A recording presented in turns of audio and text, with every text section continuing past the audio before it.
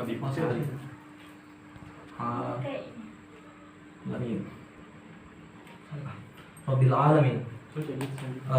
Segala puji bagi Tuhan semesta alam. Nah, alamin. Ini maksudnya alam semesta. Alam. Rabbi Tuhan. Nah, artinya apa?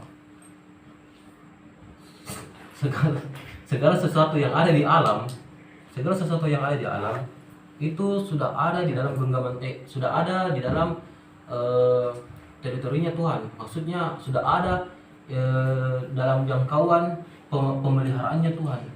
Tuhan ini memelihara segala alam. Makanya kenapa segala sesuatu yang ada di alam itu pasti diberikan kehendak oleh Allah untuk mendapatkan rahmatnya. Seperti di dalam hadis ketika Nabi Muhammad bertanya kepada sahabatnya, pakai bahasaku ya, kenapa kira-kira itu kuda angkat kakinya di atasnya anaknya? Itu sebagai penggambaran bahwa rahmat Allah itu sudah mencakup pada hewan, tumbuhan dan segala yang ada di dalam alam. Dan juga saya lupa ayatnya. Dan juga karena apa yang ada di alam itu sudah dikuasai oleh Tuhan, sudah dirawat oleh Tuhan.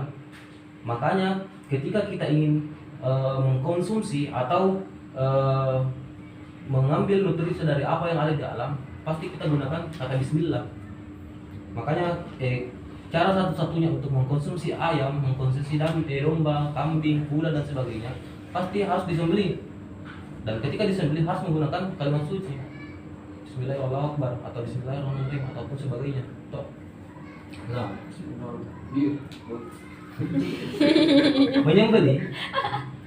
menyembelih dalam bahasa ini juga sebenarnya saya tidak tahu ini termasuk dalam pembahasan atau tidak, mungkin sekedar info aja.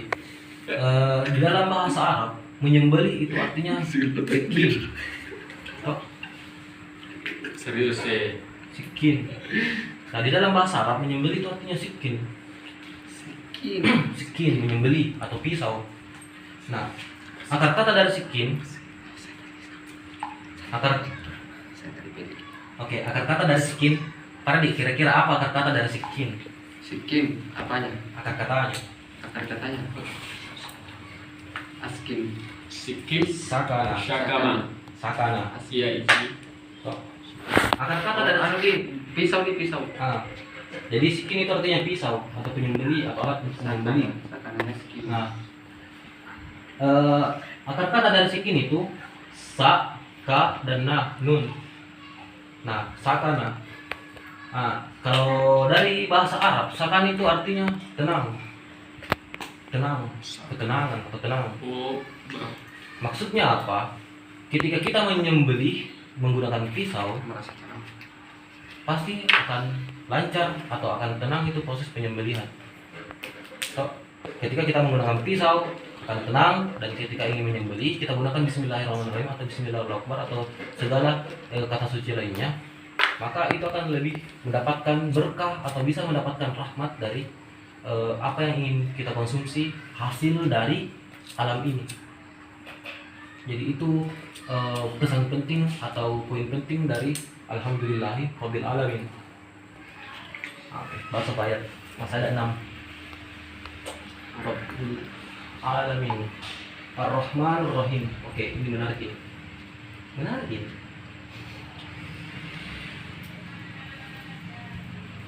Nah, kenapa diulang? Padahal sudah ada tadi di Bismillahirrahmanirrahim.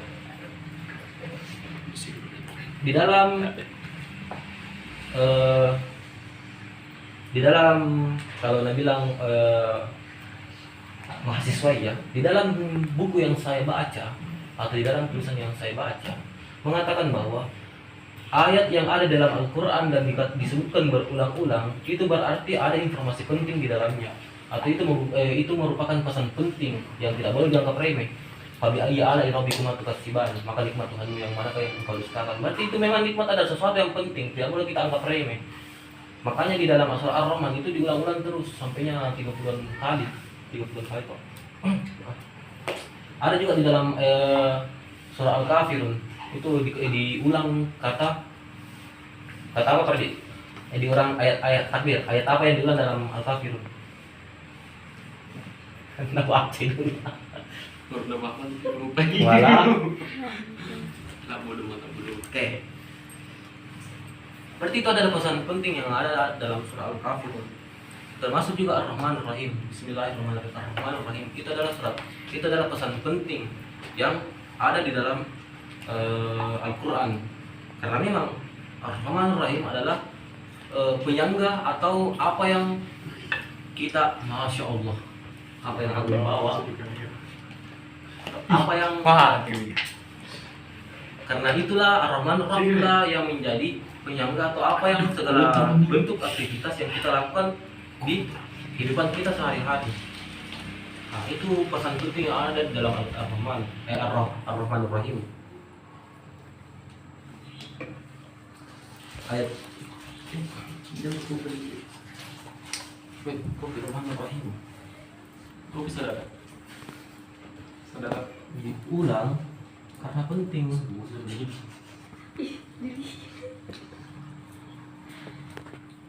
Di Ar-Rahman Ar-Rahim diulang karena penting.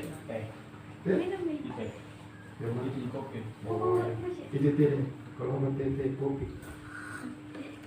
Sampai sini ada yang mau bertanya? Diskusi lepas gini. Di mana Jangan Karina? sampai lepas dari otak ya. Betul. Sama, mari. Oke. Yang mau kutanyakan yang tadi. Ya, silakan. Yang nama terakhir itu yang nama terakhirnya. Ar-Ruqyah, Ah, mantra. apa? Mantra. Maksudnya Pernah lihat orang kesurupan? pernah. Pasti dibacakan Al-Fatihah atau? Ah, Itulah salah satu alasan kenapa Al-Fatihah disebut Ruqyah. Santai aja magas. Enggak, iya bisa juga begitu. Cuma kenapa disebut disebut mantra? Karena pasti ketika seseorang baik dia merasa senang, baik dia merasa gelisah, baik merasa takut dan sebagainya, pasti akan mendapatkan energi tertentu ketika dia membaca Al-Fatihah. Saya tidak kata saya ulangi, tidak pasti ya.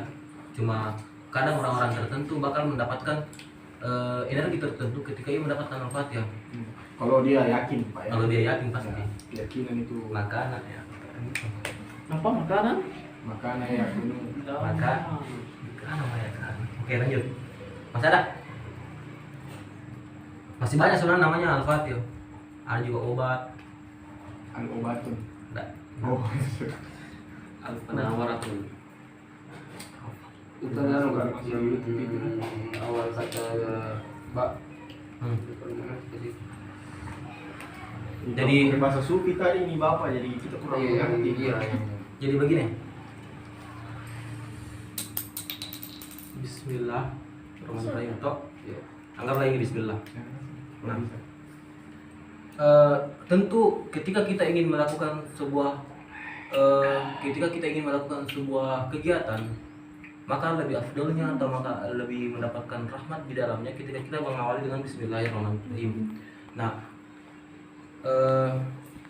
kalangan sufi itu mengatakan inti dari Al-Quran adalah Al-Fatihah, inti dari Al-Fatihah adalah Bismillah, dan inti dari Bismillah adalah ba yang ada dalam Bismillah itu. Tuh, kenapa? Karena ba ini jika kita ingin mengartikan itu berupa niat atau apa yang akan kita lakukan dengan menyebut. Berarti dalam hati itu kita sudah mempunyai niat, kita ingin menyebut nama Sang Pencipta, nama Sang Penguasa, atau nama Sang Tuhan yang Maha Esa. Makanya itu yang ada pada itu adalah pesan yang ada di dalam Bismillahirrahmanirrahim. Kalau teman-teman cari di jurnal-jurnal atau artikel-artikel, itu pasti banyak sekali yang membahas tentang huruf ba yang ada dalam Bismillah. Bahkan ada pertanyaan kritis yang mengatakan kenapa ba yang ada di kata Bismillah, kenapa huruf ba yang ada di awal Bismillah, kenapa bukan alif, kenapa bukan ya, kenapa bukan lam. Toh, kan banyak nih bentuk-bentuk pengawalan kata yang bisa dijadikan untuk membaca Bismillahirrahmanirrahim, atau bisa jadi langsung Ar-Rahmanir-Rahim, atau bisa jadi langsung menyebutkan nama-nama Tuhan yang lain.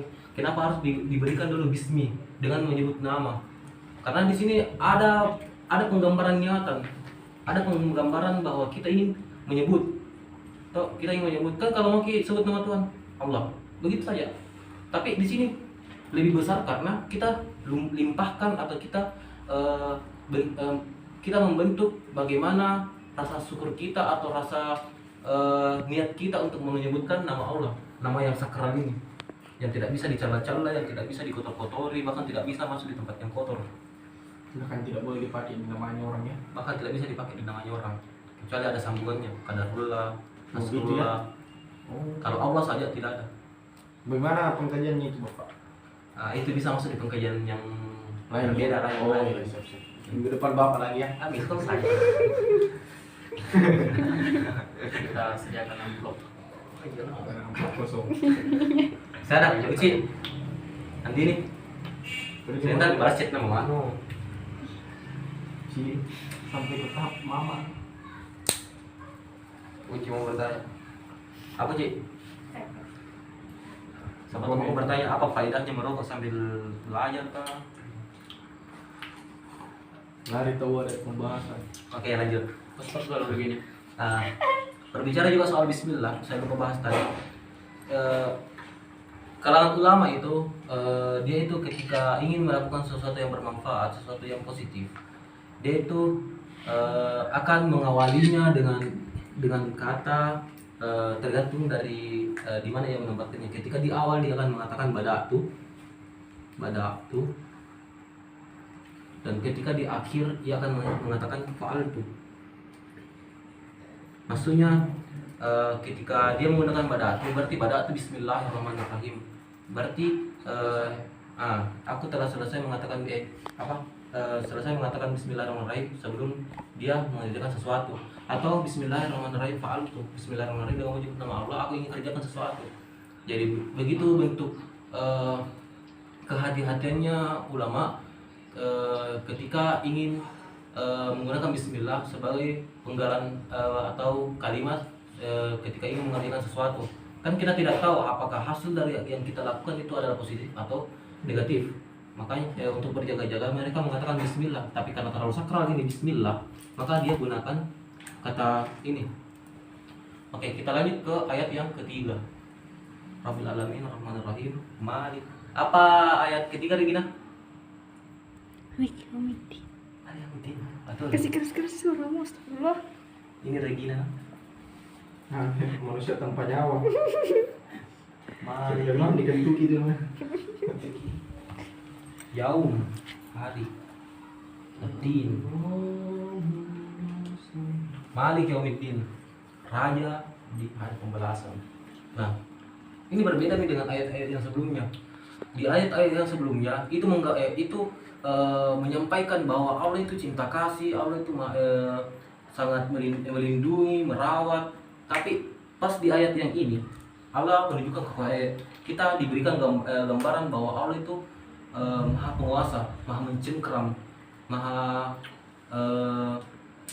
menguasai. Maliki yaumiddin, raja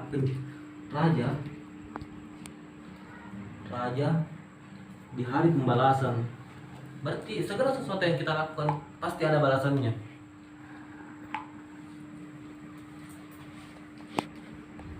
Nah, Malik yaumiddin. Oke.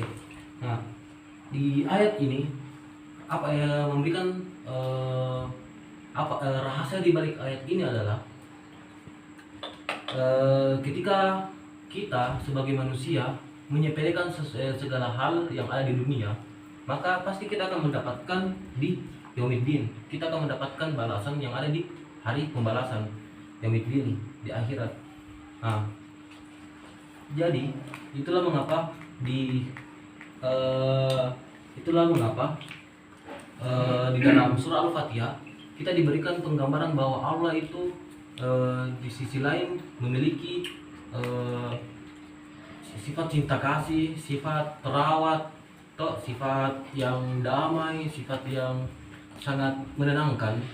Tapi di sisi lain juga Allah pasti mempunyai sifat yang tegas, membalas sesuatu.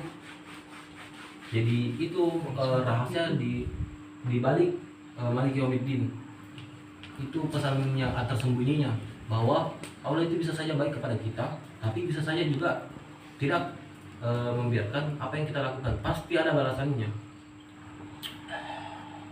Malik, pencengkram,